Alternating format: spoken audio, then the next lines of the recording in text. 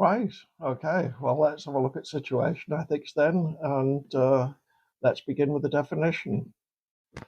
In any essay on situation ethics, you should always begin with the definition of what situation ethics is. This is a good one. So, situation ethics is a theory put forward by the theologian Joseph Fletcher. We'll talk about him more in a moment, which states that morally good behavior is the product of love, where love is defined by the New Testament Greek term agape. Liddell and Scott's Greek-English lexicon, that's Oxford 1983, defines agape as brotherly love charity. It was associated with the communal meal in the early church and has the sense of something like platonic devotion. Fletcher took it to mean the unconditional love which acts for the well-being of others, no matter who they are. And the New Testament has two other terms for love, philia, friendship, and eros, sexual love. And agape can be understood as occupying a conceptual space distinct from these two. It's important to note that Fletcher thinks agapeic love is not definable in terms of anything else, it's basic. Love, he says, is like sour or blue, or anything else that simply is what it is, a primary, not definable in terms of anything else. Okay, we'll look at that later when we come to criticisms. Let's have a look at the man himself, Joseph Fletcher, who lived between 1905 and 1991. He was an American Anglican theologian, and he wrote a book called Situation Ethics, which first appeared in 1966.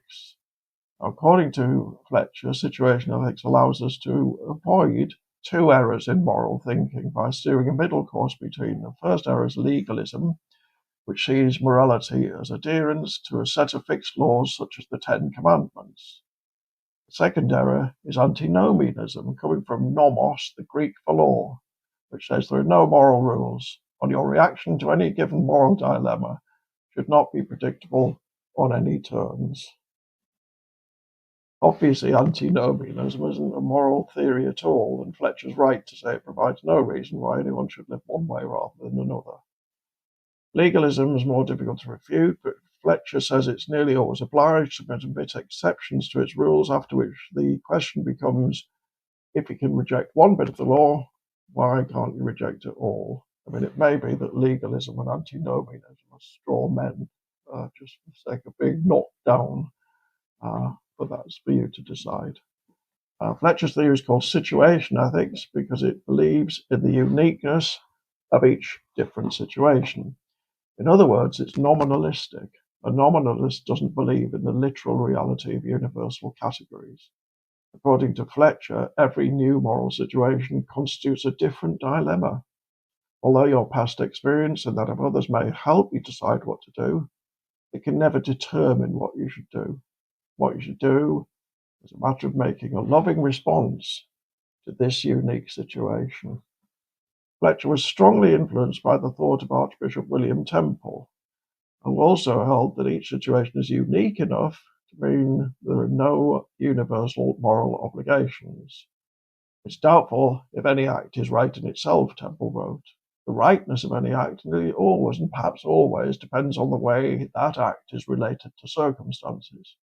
There's only one thing that's always good and right, intrinsically good, regardless of the context, and that one thing is love.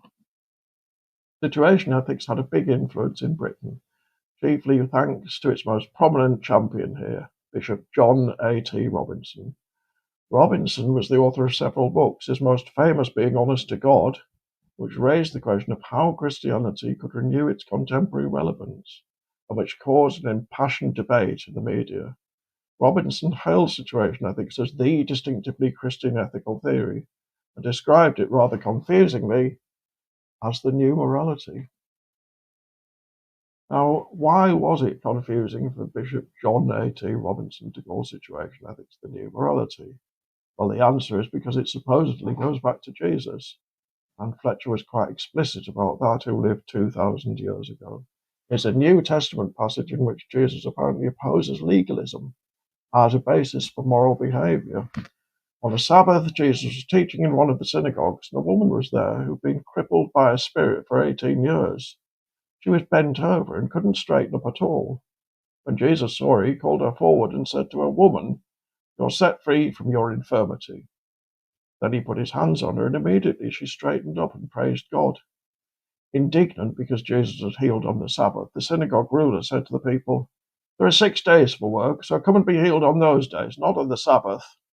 The Lord answered him, "You hypocrites! Doesn't each of you on the Sabbath untie his ox or donkey from the stall and lead it out to give it water? Then should not this woman, a daughter of Abraham, whom Satan has kept bound for 18 long years, be set free on the Sabbath day from what bound her?" When he said this, all his opponents were humiliated, but the people were delighted with all the wonderful things he was doing. That's in Luke chapter 13, verses 10 to 17.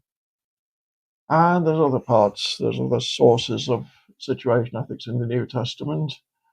So, for example, passages such as, "For God so loved the world that he gave his only begotten Son," John 3:16, "Love the Lord your God with all your heart, and your neighbour as yourself," Luke chapter 10, verse 27, and "God is love," 1 John chapter 4, verse 8. But Fletcher thinks there's a significant difference between God's love and human love, a difference that's more than a mere matter of scope. For humans, love is not a property. It's something we do. It's a practical matter. Only with God can love be a property. This is because God is love. Men who are finite only do love, Fletcher says. Appealing to the New Testament, again, Fletcher says that we love because God first loved us. That's the first letter of John, chapter 4:19. Related to this is Fletcher's understanding of the term conscience. For him, conscience is a verb rather than a noun. It's something you do when you make decisions, as he puts it, creatively. In Fletcher's own words, there's no conscience. Conscience is merely a word for our attempts to make decisions creatively, constructively, fittingly. To speak of conscience is to describe the act of working out the most loving thing to do. It's not a judge of our past actions. It's preemptive, not reactive. Incidentally, according to Fletcher, it's indifference that's the opposite of love, not hate. Hate at least treats the other person as a being of importance. Indifference just treats the other person as an object, an impersonal it. Now then, this leads us to the 6 propositions. There's not actually that much to situation ethics, really. So in order to get any detail to it in an essay, you really need to get these in. So they probably need to be learned roughly by heart, or perhaps even exactly by heart, along with something we'll look at in a moment, the 4 working principles. Fletcher says his moral theory is based on 6 propositions, which are the detail of situation ethics. 1, love alone is intrinsically always good. 2, love is the only guiding moral principle and replaces all laws. 3, love and justice are the same thing. Justice is love that's distributed.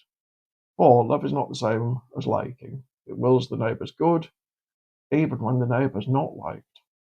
5, love is the goal of the moral act, and it justifies any means to achieve that goal.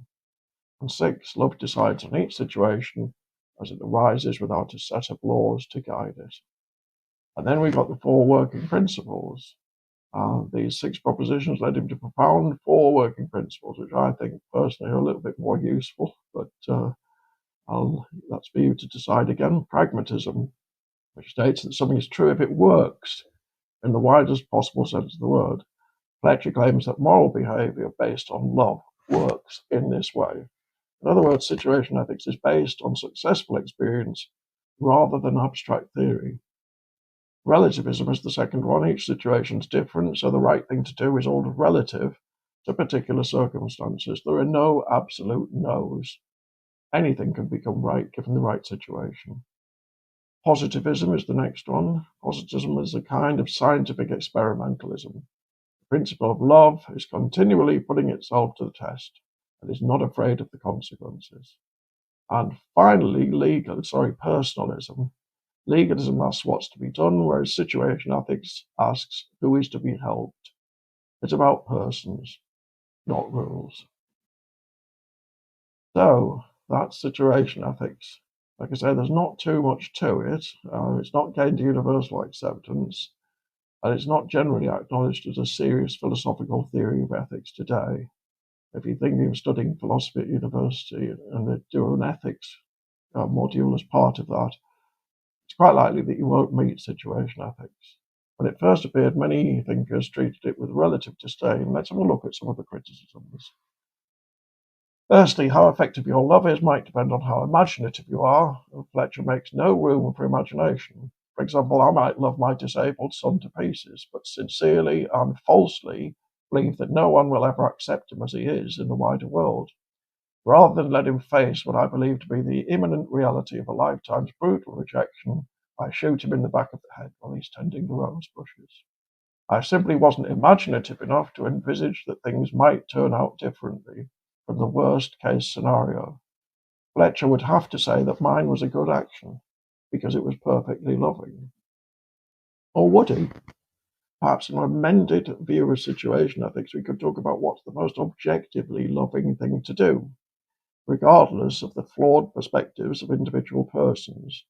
The trouble with this is that individual persons wouldn't be able to trust their subjective perspectives on what is the most loving anymore. They would have to appeal to some higher right perspective. It looks suspiciously as if legalism is creeping back in, which of course is one of the biggest problems of situation ethics. Given that it embraces relativism, how can we stop it becoming entirely individualistic and subjective?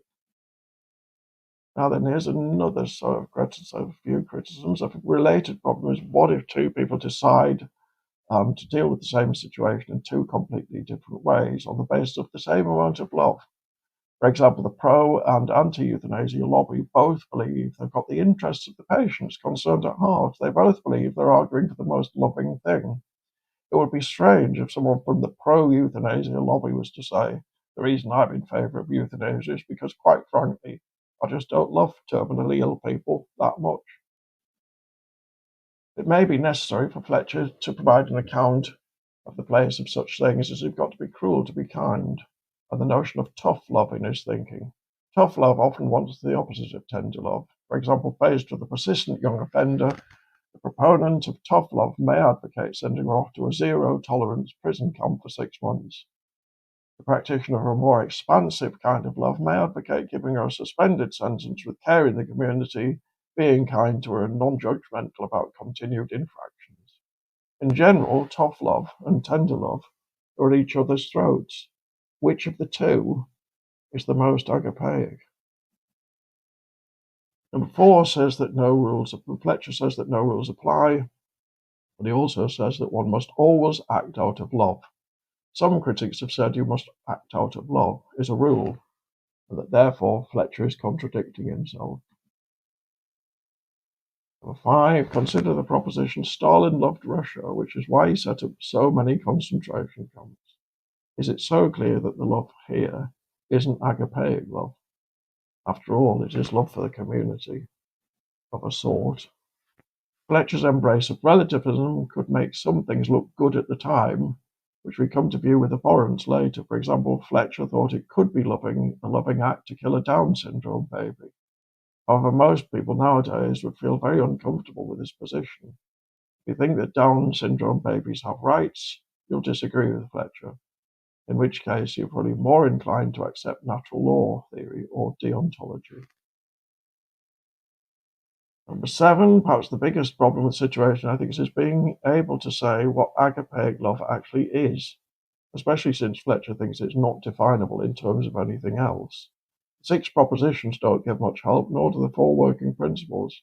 What's the difference between acting lovingly and trying to maximize happiness for the greatest number of people? If there is no difference, situation ethics might just be a version of utilitarianism. Having said all that, perhaps we shouldn't be too hard on Fletcher. After all, maybe the worst problem situation ethics suffers from is vagueness and a kind of love exclusivity. It would be odd if we were to concede that someone had done something very moral, but then for us to say that it wasn't very loving, unless they'd done it by accident, of course. This indicates that perhaps Fletcher isn't as wide of the mark as many of his critics have suggested. So there we go. That's situation ethics. Quite a lot to it, but whether it's a plausible theory, again, you decide. Thank you for listening.